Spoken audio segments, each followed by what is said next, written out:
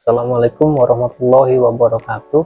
Saya Ari Ridho Satyo dari program studi Sistem Informasi dengan NIM 0490455125. Pada video kali ini saya akan melaksanakan tugas praktikum 3 mata kuliah basis data. Langsung saja pada soal. Untuk tugas praktikum sini meliputi kegiatan yang pertama praktikum transaksi, kemudian dilanjutkan dengan praktikum basis data terdistribusi.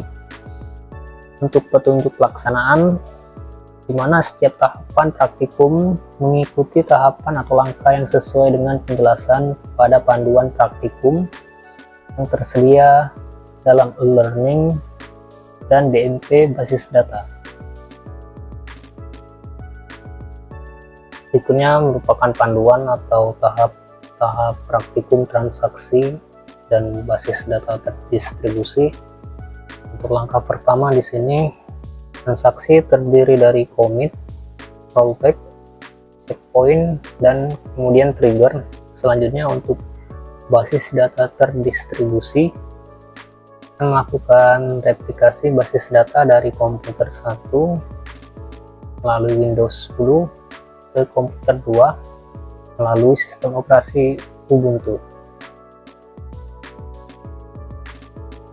Pada langkah pertama di sini kita akan melakukan commit atau sebuah perintah yang menandakan bahwa transaksi telah selesai dilaksanakan dan terjadi perubahan data.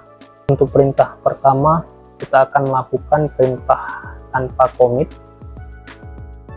Transaksi tanpa commit yang hasilnya tidak akan masuk ke dalam tabel pasien. Dan berikut kodenya. Diawali dengan begin, kemudian start transaction, kemudian insert into pasien, ID pasien, nama pasien, alamat pasien, jenis kelamin.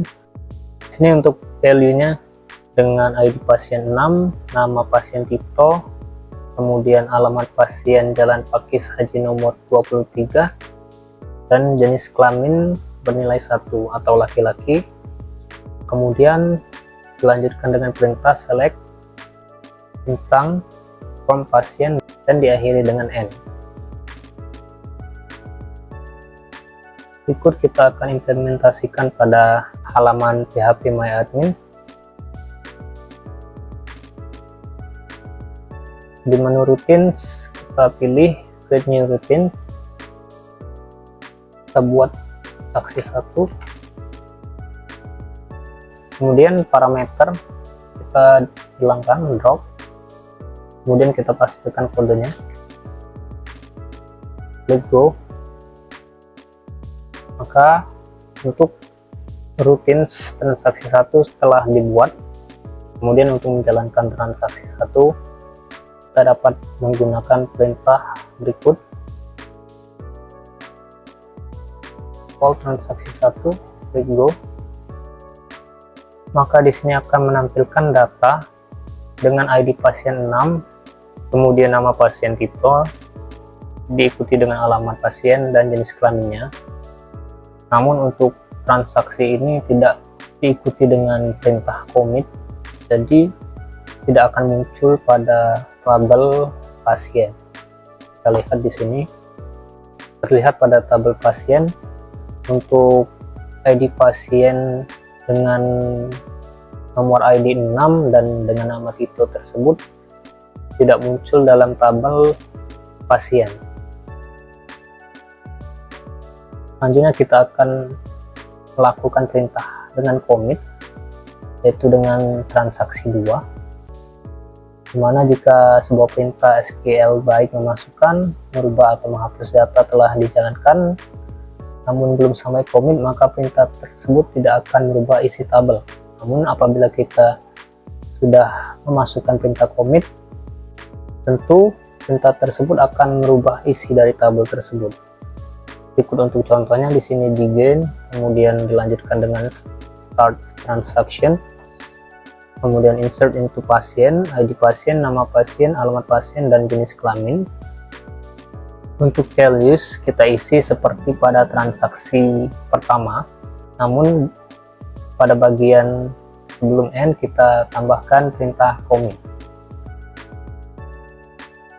Kita kembali ke database rumah sakit, kemudian ke menu routines, create new routine, kita masukkan nama transaksi 2.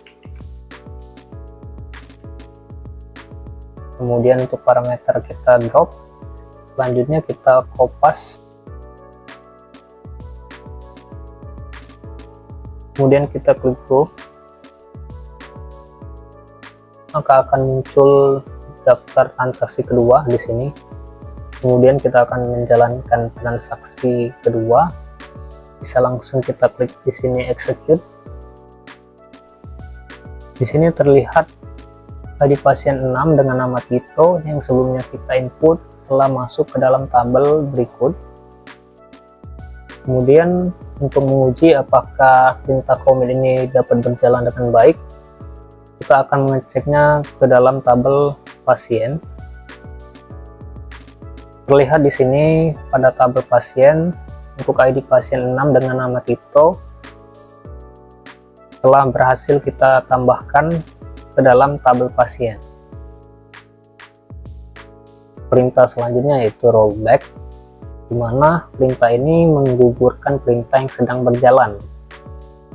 Hal tersebut juga berguna jika ada suatu hal yang tidak diinginkan terjadi pada sistem.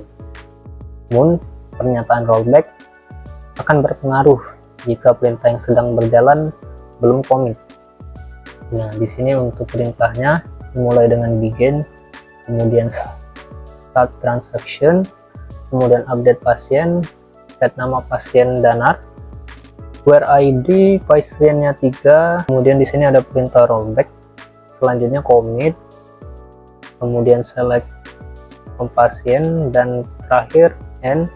Untuk perintah ini kita masukkan ke transaksi ketiga. Kita ke rumah sakit,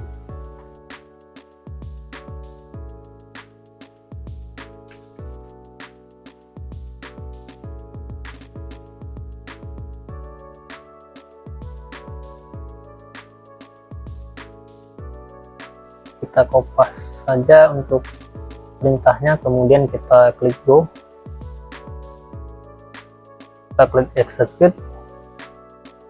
Pada tabel di sini tidak terjadi perubahan, dimana sebelumnya kita mencoba untuk mengubah nama pasien Poppy menjadi danar, namun karena adanya rollback data tersebut tidak terjadi, dan setelah commit data tersebut ditampilkan.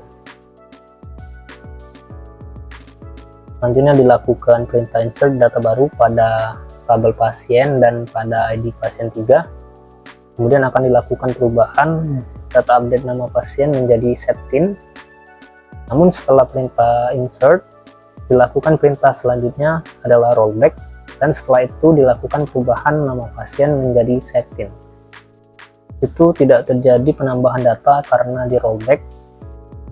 Namun pada perintah update terjadi perubahan data ID pasien 3 menjadi Septin. Klik untuk perintahnya. Pada transaksi 4, perintah rollback kedua diawali dengan begin, kemudian start transaction, insert into pasien, kemudian ID pasien, nama pasien, alamat pasien, dan jenis kelamin. Untuk values di sini untuk ID-nya 7, nama pasien Hanif, alamat Jalan Babakan Loa nomor 22 dengan jenis kelamin 1 atau pria.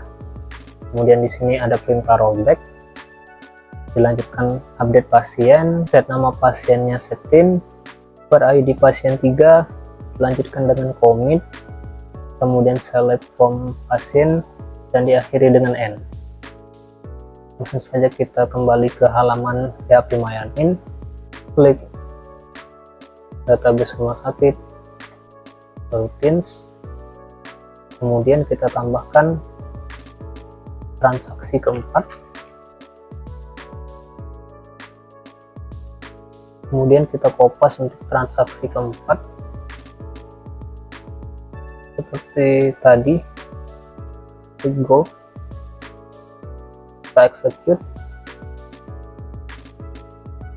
Di sini terlihat tidak ada penambahan data karena di rollback, namun pada perintah update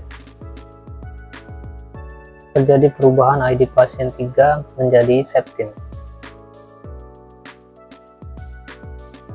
Selanjutnya perintah checkpoint yang merupakan tempat titik di mana proses terakhir disimpan.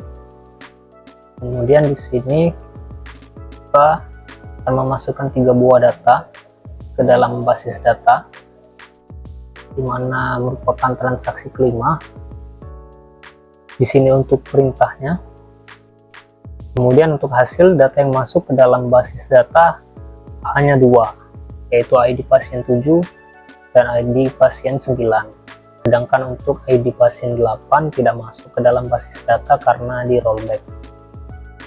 Langsung saja kita kembali ke halaman pihak admin, kita tambahkan rutin baru. Kita pastekan kodenya, kemudian klik go. Kemudian langsung saja kita jalankan dengan mengklik execute.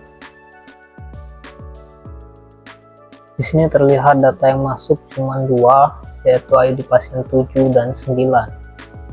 Dimana untuk ID pasien 8 tidak dimunculkan karena terdapat perintah rollback. Kemudian kita lihat di data tabel pasien, terlihat bahwa nomor ID 7 dan 9 sudah muncul dan masuk di dalam tabel pasien.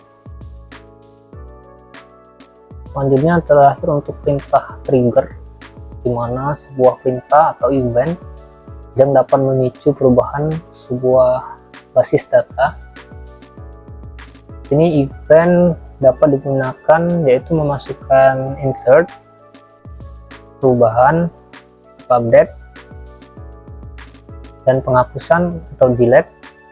Event-event tersebut ditambahkan sebuah kata kunci pemicu yang di dalam trigger terdapat 2 buah kata kunci, yaitu before dan after. Before sendiri dilakukan sebelum sebuah perintah insert, update, dan delete dilaksanakan. Sedangkan after dilakukan setelah sebuah perintah insert, update, atau delete dilaksanakan. Berikut pada tabel perintah dalam trigger. Ini terlihat perintah dan keterangan dari perintahnya. Sebelum melakukan trigger, di sini kita akan membuat tabel obat dan tabel transaksi obat terlebih dahulu, seperti contoh pada tabel. Nah, di sini untuk tabel obat dan tabel transaksi obat sudah saya tambahkan. Kemudian membuat indeks di tabel transaksi obat di bagian ID pasien dan ID obat. Kemudian akan melakukan relasi dengan tabel yang telah ada, yaitu antara tabel pasien, tabel transaksi, dan tabel obat.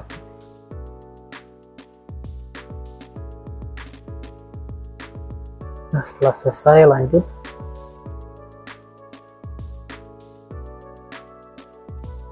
Menu designer.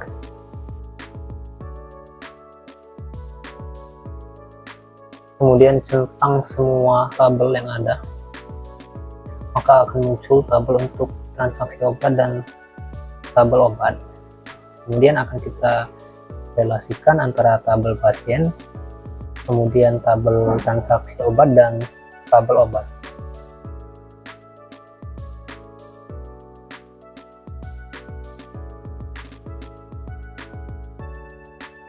Selanjutnya kita akan melakukan pengisian data pada tabel obat seperti berikut. Sini untuk data tabel obat sudah saya tambahkan. Selanjutnya pada contoh kasus di sini, misal seorang pasien membeli obat amoxicillin sebanyak 5 buah, maka ketika tabel transaksi obat pada atribut jumlah dimasukkan data, maka secara otomatis stok pada tabel obat tersebut akan berkurang. Itu di sini untuk contoh perintahnya. Pada halaman PHP MyAdmin kita bisa menggunakan menu di sini perintah trigger, kemudian create new trigger. Nah, di sini tinggal kita masukkan saja.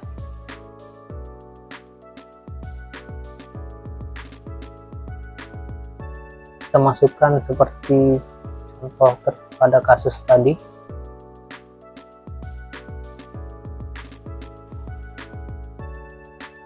Setelah selesai, kita klik go. Nah, untuk trigger telah berhasil kita buat.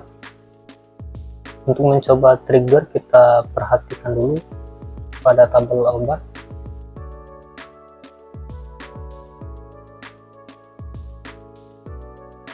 Kemudian untuk mencoba perintah trigger, kita bisa memasukkan perintah berikut. Coba di sini.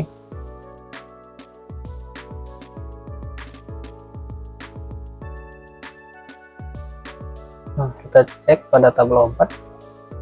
Setelah berhasil dimasukkan, otomatis data pada obat amoxicillin ini berkurang. Dari jumlah stok sebelumnya 20, sekarang berkurang menjadi 15. Untuk langkah selanjutnya, melakukan basis data terdistribusi dengan menghubungkan antara komputer 1 dan komputer 2, di mana komputer 1 itu pada Windows dan komputer 2 menggunakan sistem operasi Ubuntu dan diinstal melalui VirtualBox. Namun pada tahap kedua ini saya mengalami kendala, di mana pada bagian slave input output runningnya statusnya itu masih connecting. Untuk tugas ini saya cukupkan hanya pada praktikum transaksi. Untuk bagian replikasi tidak dapat saya lanjutkan karena keterbatasan waktu juga. Mungkin itu saja yang dapat saya sampaikan. Lebih dan kurangnya saya mohon maaf.